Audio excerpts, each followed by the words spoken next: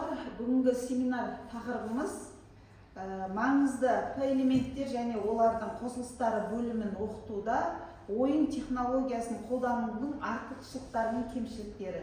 Сабақтың мақсатына жету үшін бірнеше міндеттер берілген. Кім дайын, тақтаға шығып орындауларыңыз. Бүгінгі біздің тақырыбымыз маңызды элементтер және олардың қосылыстары бөлімін оқытуда ойын технологиясын қолдану. Бізде негізі осы ойын оқыту технологияның артықшылықтарына келетін болсақ, біріншіден ол оқушылардың қызығушылығын арттырады, яғни ойын элементтерді оқушылардың ғылыми ақпараттық қызықты әрі көңілді түрде түсінуге мүмкіндік береді. Екінші, жан-жақты дамуға ықпал етеді. Ойындар бізде логикалық ойлау, шығармашылық, талдау қабілеттерін танытады. Үшіншіден ол топтық жұмыс істеу дағдысын қалыптастырады. Енді кемшіліктерін айта кететін болсақ, ең алдымен әрине оқытудың уақытты шектелуін айтуымыз керек. Бізде ойындар көбінесе уақытты талап етеді, және бұл кезде оқытушының жоспарлаған материалын толық түрде қамтуға мүмкіндік бермейді. Өз айналдырған 45 минут, оның жартысы ойынмен кетіп қалады деген секілді.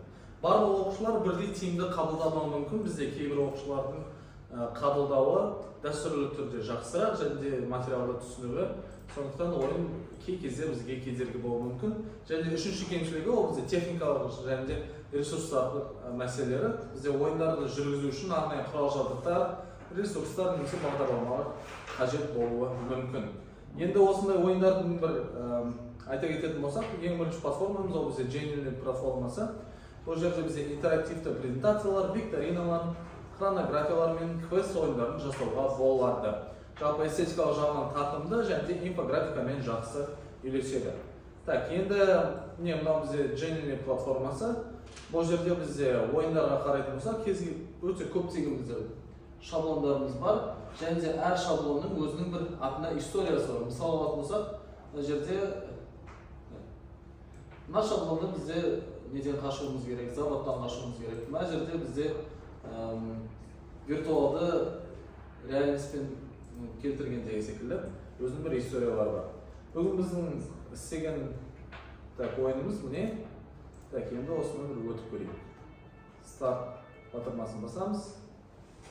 Және де бізге осындай әдемі анимация түрінде квизіміз басталады. Сіздер химиялық зертханаға кірдіңіз, бірақ кенеттен жүйе бұзылып, тек химиялық білімдеріңіз арқылы ғана сыртқа шығуға болады. Жақсы, дальше. Мен сары түсті затпын, жану кезінде ақ түтін шығарамын. Тыңайтқышта бар дейді. Бұл бізде фосфор. Дұрыс жауап берді, яғни біз дальше кете беретінбіз. Ал егер де біз мен газбын, ауа құрамында 78% бөлігін құраймын, ол бізде азот, бірақ қате жауап беретін болсақ, бізде ай-ай-ай деген секілді батырмамыз шығар екен. Тағы да мүмкіндік берші, және де ары-қаратай жалғастыруымызға болады. Так, мен ол жасыл газбын, бұл бізде әрине хлор. Шыны өндірісінде бізде кремний, және де күкірт. Жарайсың, өттің деген секілді, осылай біз марапатымызды алады екенбіз.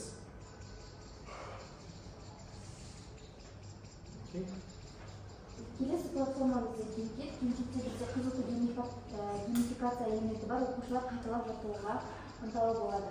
Біз бұл платформада тоғыз ойын дайындадық. Осы бізде Кинкит платформасы. Бұл жерде де біз әртүрлі ойындардың түрін қарастыруымызға болады.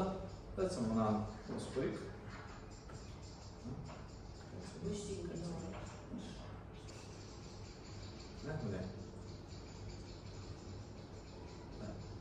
Осылай QR арқылы кіруімізге болады, немесе ссылканы тарату арқылы кіруімізге болады. Ойынымызды бастап көрейік.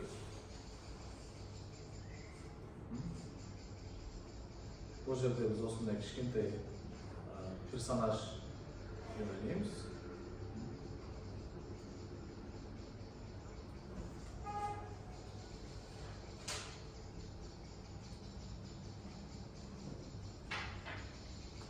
Осындай персонаж ойнаймыз. Мысалы, мына жерге келетін болсақ, бізде осылай сұрақтарға жауап беруіміз керек. Сары түсті элемент бізде күкірт.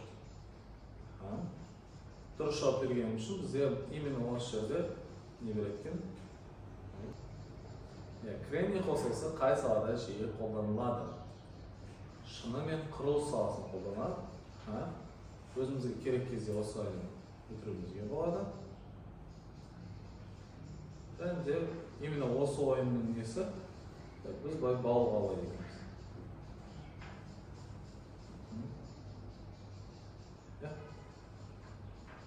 Дәл солай бізде көптеген нелер бар, ойындар бар. Жалпы келесі бізде тапсырмамыз элемент кім ойыны. Бұл жерде оқушы жасырын элемент түрінде болады. Және қалғансын сұрақтар қойғанда бір тек қана я немесе жоқ деп жауап алады. Мысалы алатын болсақ сұрақтарымыз сен бейімді алсың ба, я немесе жоқ. Қосылыстарда тыңайтқыштары қолданылады ма, тотығу дәреженің қандай болуы мүмкін. Сондай сұрақтар қойып, соңында сол элементті табу керек. Және бұл бізде артықшылығына келетін болсақ, есте сақтау мен логиканы дамытады. Келесі ойын бізде элемент кім екенін табу ойыны. Ол кезде бізде оқушыларға бір элемент жайлы сипаттама беріледі. Соған байланысты оқушылар қандай элемент екенін табулары керек. Бұл ойынды біз бағана көрсетіп кеткен платформамыз арқылы сол жерде ашылатын қорапша немесе тапсырма батырмасы арқылы жасап көрсетсек болады. Бізде осымен болды. Назарларыңызға рахмет. Біздегі бүгінгі семинардың тақырыбы маңызды П элементтер және олардың қосылыстары. Сол тақырыпта бізде ойын жасау болады. Сол тақырып бойынша, яғни П элементтеріне қатысты ойындарды қарастырдық. Бірінші ойын бізде түсіндіріп домино деген ойын. Ол бұл ойынның мақсаты таныстыру ететін болса, яғни ойнау ережесі әр карточка бір жағында элементтің аты, екінші жағында оның қасиетті немесе қосылыстары болады. Мысалы, бір карточкада фосфордың төрт валенттілігі ақ түсті, сары түсті, қызыл түсті, яғни олардың аллотропиясы көрсетіледі. Оқушылар кезектесіп сәйкестендіреді. Бір карточканың қасиеті келесі карточкаға сәйкес, элементке сәйкес келу керек. Мысалы ретінде бұл жерде фосфор ақ, қызыл, қара түрі өзгерістер бар деген, ал оттектің қосылыстары немесе қасиет жағынан суға және сутек пероксидіне түседі деген. Кремнийді бұл бізде хром, яғни кремний оксиді және сол шыны өндірісінде қолданылады. Яғни химиялық қасиетімен олардың қосылыстарына байланысты элементтер сәйкестендіретін болады қосылыстар. Келесі бізде ойын түрі химиялық кім жылдам ойыны. Бұл ойынның мақсаты П элементтер туралы білімді бекіту болып табылады. Бұл ойында сабақтың соңында, яғни бекіту тапсырмасы ретінде ойнасақ та болады. Бұл ойында қалауына келетін болсақ, мұғалім П элементке қатысты сұрақтар қояды. Мысалы, қай П элементтің оттекпен реакциясы нәтижесінде қышқылып түзілмейді. Яғни сол сұраққа жауап беру арқылы оқушылардың сабақты бекіту мақсатында оқушылардың түсінгені или түсінбегендігін солай білсек болады. Бұны қолдану әдісі мұғалім сұрақты оқиды, ал оқушылар жауап береді. Бұл жерде қай элементтер фосфор, ортофосфор қышқылы алуға болады дейді. Яғни бұл жерде жауап фосфор. Яғни осы сұрақтарға жауап беру арқылы кім жылдам ойнатылады. Яғни бұны бекіту тапсырмасы ретінде ойнатсақ болады. Келесі бізде қай элементті сипаттап тұрмын деген ойына, яғни сипаттама ретінде.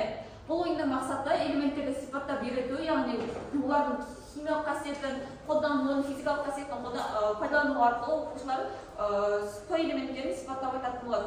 Бұл жерде қалау ниетіне келетін болсақ, мұғалім мен оқушы П элементтің сипаттамасын оқиды, яғни ал қалған оқушылар сол элементті табады. Мысалы ретінде П элементтер, яғни металл емес элементтер болып табылады.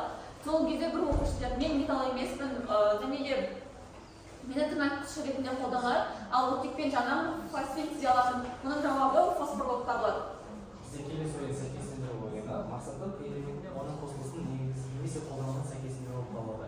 Екі бағаны білеміз, бірінде мысалы элементтер жазамыз, екіншісінде оған қосылыстармен қолдану сауалдарын жазамыз. Мысалға, борды, силициумды флорды жазғанда екінші бағанға бор қышқылы, компьютер шектері немесе тефлонды жазамыз. Сонда дұрыс жауап бор қышқылы болса, силициумды компьютер шектерінде қолданамыз. Оқушылар сызықпен немесе жауап аралығында жұптастыру керек. Химиялық рөлді ойын бізде мақсаты П элементтері тұлғаландырып қызықты формада түсіндіру керек болады. Әр оқушы бір элемент рөлін алады. Мысалы, мен азоттың тіршіліктің негізімін ауада бармын, аммиак түземін деп айтса, басқа оқушылар оның кім екенін табуы қажет. Осы ойындарды ойнату арқылы оқушыларға П элементтердің химиялық қосылыстарымен байланысты қасиеттерін түсіндіруге, яғни қызықты етіп түсіндіруге тиімді ойын түрлері болып табылады.